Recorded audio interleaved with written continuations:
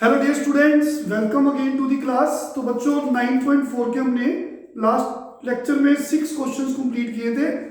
तो ऑलमोस्ट सारे question similar हैं। तो कुछ क्वेश्चंस हम आगे कंटिन्यू कर रहे हैं। एक्सरसाइज 9.4। तो देखिए फटाफट करते हैं। 7th question, solve the differential equation y log y dx minus x d y equal to 0। तो सबसे पहले हमारा काम होता है, हम यहां से d y by d x की वैल्यू निकालें। उसके लिए हमने इस टर्म को राइट हैंड साइड पे लिख दिया। तो देखिए डी एक्स को डी वाई के नीचे रख दो और डी एक्स के साथ वाई लोग वाई यहाँ पे ऊपर आएगा और डी वाई के जो साथ है वो इसके नीचे आएगा। ठीक है। अब हमारा काम है कि y वाली टर्म को dy के साथ रखना है, x वाली टर्म को dx के साथ। तो dx को ऊपर लेंगे, x नीचे रहा, तो ये dy और ये y वाली टर्म्स। तो बच्चों सेपरेट द वेरिएबल्स, हमने वेरिएबल्स को सेपरेट किया और इंटीग्रल दोनों का ले लिया। यही रूल है, separate the variables then integrating. अगर तो वेरिएबल्स सेपरेट होते हैं तो आपने सेपरेट करके उनका इंटीग्रल लेना है। तो 1/x का इंटीग्रल सबको पता है। तो देखिए क्या मैं इस चीज को कुछ ऐसे लिख सकता हूं? बिल्कुल, क्योंकि ये वापस ऊपर वाली चीज बन जाएगी, तो लिख सकता हूं। तो देखिए 1/x का इंटीग्रल log x होता है प्लस कांस्टेंट ऑफ इंटीग्रेशन। तो इसका डेरिवेटिव ऊपर पड़ा है, तो टाइप कौन सी है? ऊपर डेरिवेटिव, नीचे फंक्शन। तो इसका इंटीग्रल जानते हो, log डिनोमिनेटर होता है प्लस c। तो कांस्टेंट ऑफ इंटीग्रेशन हम x वाली टर्म के साथ लिखते हैं। तो देखिए इसका डेरिवेटिव ऊपर पड़ा है, इसका डेरिवेटिव ऊपर पड़ा है log डिनोमिनेटर का। तो इसका डेरिवेटिव 1/y ऊपर पड़ा है, तो इंटीग्रल क्या होगा? log डिनोमिनेटर का। तो डिनोमिनेटर में कौन है? log y। I hope clear है सबको। इधर भी कांस्टेंट आएगा, इधर भी कांस्टेंट आएगा, लेकिन instead of writing constant on both sides, मान लो इधर c1 है, मान लो इधर c2 है, तो c2 माइनस c1 करो, जब c1 माइनस c2 करो तो नया कांस्टेंट बन गया, उसके नाम मैंने c रख दिया। तो आपने आगे से इंटीग्रल एक तरफ रखना है, मैंने x वाली टर्म के साथ रख दिया। तो बेसिकली यहां भी छोड़ सकते हो आंसर, यहां छोड़ सकते हो, लेकिन अगर आप इसको सिंप्लीफाई करना चाहते हो तो ऐसे करेंगे। देखिए यहां पे c है, log y, log की टर्म्स इकट्ठी कर लो लाइक दिस। तो बच्चों ये प्रॉपर्टी बन गई, log m minus log n it is equal to log m/n। तो ये m का काम कर रहा है, ये n का। तो log m minus log n, log m/n ऐसे लिख सकते हो बच्चों। तो देखिए log की डेफिनेशन आगे भी मैंने बताया था। तो देखिए अगर आपके पास कोई नंबर ऐसे है, मान लो log x equal to y है, तो log खत्म करने के लिए दोनों तरफ e रेज टू पावर कर दो।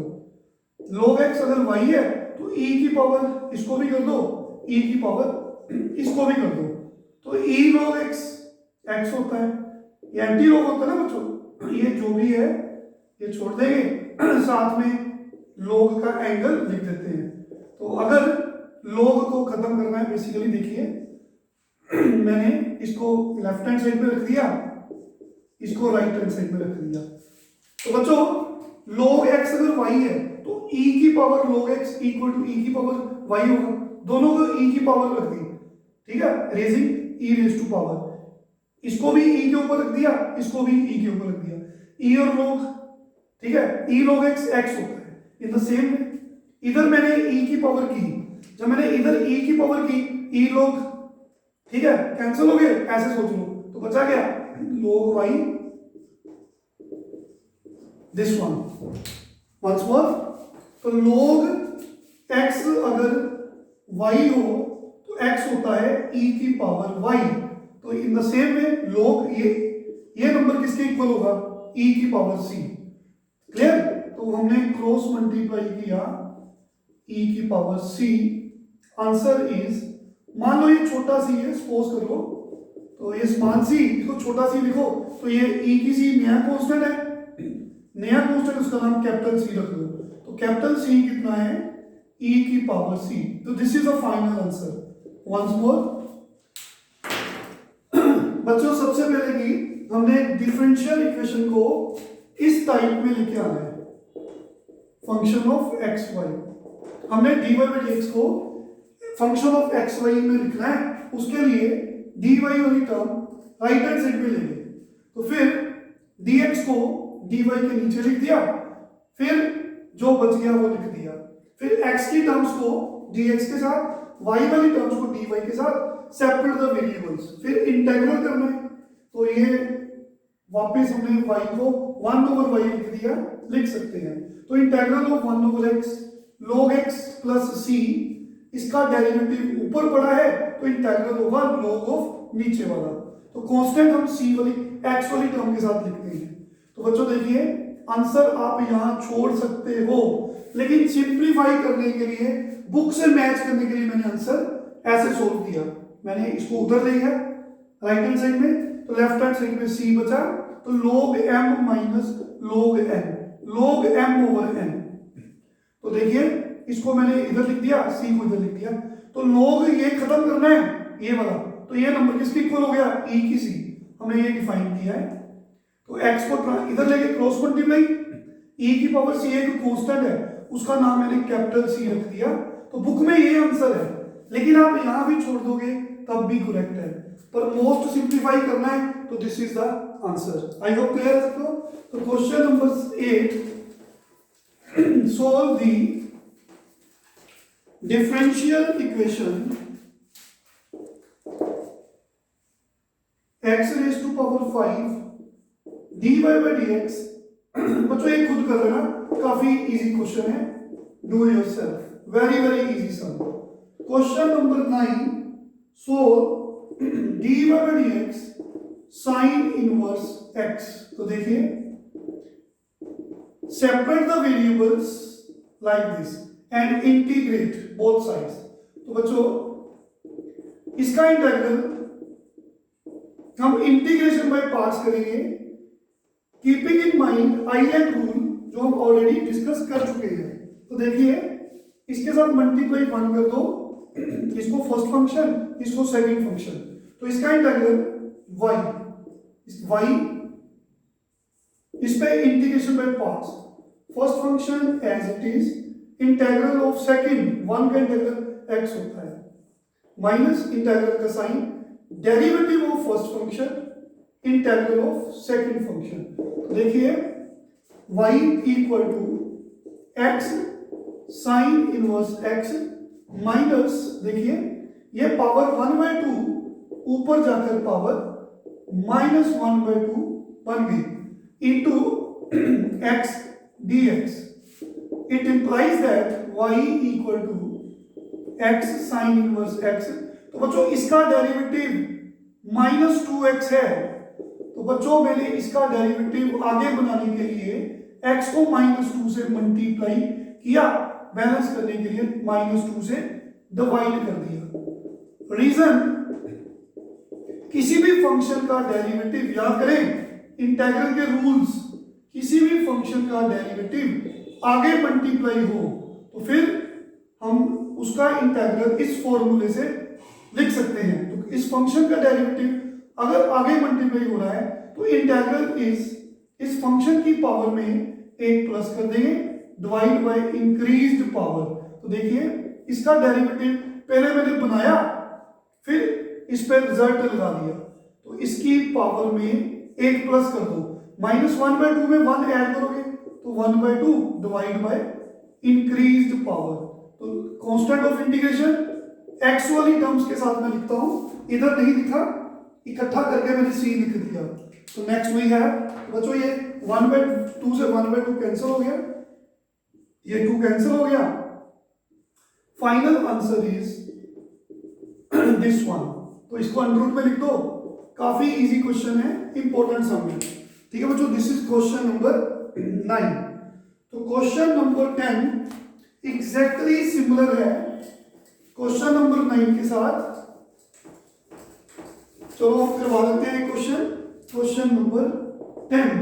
तो देखिए, e raise to power x tangent y dx plus 1 minus e raise to power x secant square y dy is equal to 0.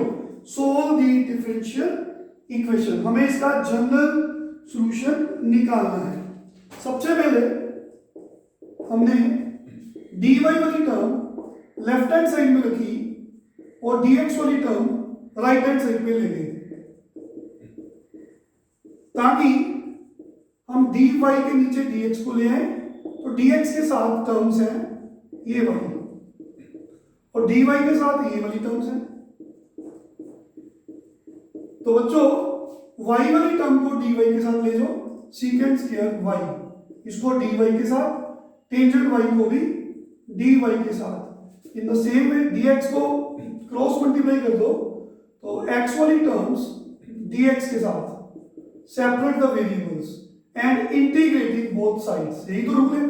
तो देखिए इसका डेरिवेटिव चेक करिए, सीकेंट स्क्वायर y है वो ऊपर पड़ा है, तो अगर इंटीग्रेशन में न्यूमरेटर डेरिवेटिव हो डिनोमिनेटर का तो answer is log denominator like this. In the same way इसका डेरिवेटिव करेंगे 1 का 0 और e की पावर x का e की x, तो numerator is again derivative of denominator, तो आंसर इज log, हाँ जी, denominator plus constant of integration. यहां छोड़ सकते हो आंसर, अदरवाइज log की प्रॉपर्टी लगा दो, log टेंजेंट y ऐसे लिख सकते हैं इक्वल्स टू c। तो log m minus log n, हम जानते हैं log m ओवर n होता है। तो log खत्म करना है, लास्ट लेक्चर में बताया, सॉरी लास्ट क्वेश्चन में बताया कि log अगर इसकी इक्वल है तो हम टेंजेंट y को लिख सकते हैं दिस इक्वल टू log का एंगल जो है वो e raise to power c के इक्वल होगा। आई होप क्लियर है सबको। तो डेफिनेशन ऑफ log, तो देखिए यहां भी छोड़ सकते हो आंसर, अदरवाइज आप e की पावर c जो है उसका नाम कैपिटल C रख दो, ये मान लो स्मॉल c, छोटा c लिखना, तो ये कांस्टेंट है e की c, उसको नया कांस्टेंट c रख दो। तो this is the final answer where c capital C equal to e raise to power small c, जैसे लिख दो। तो दिस इज द आंसर। ठीक है, तो बच्चों 10 क्वेश्चन कंप्लीट किए हैं, नेक्स्ट लेक्चर में आगे कंटिन्यू करेंगे। Thank you very much, take care.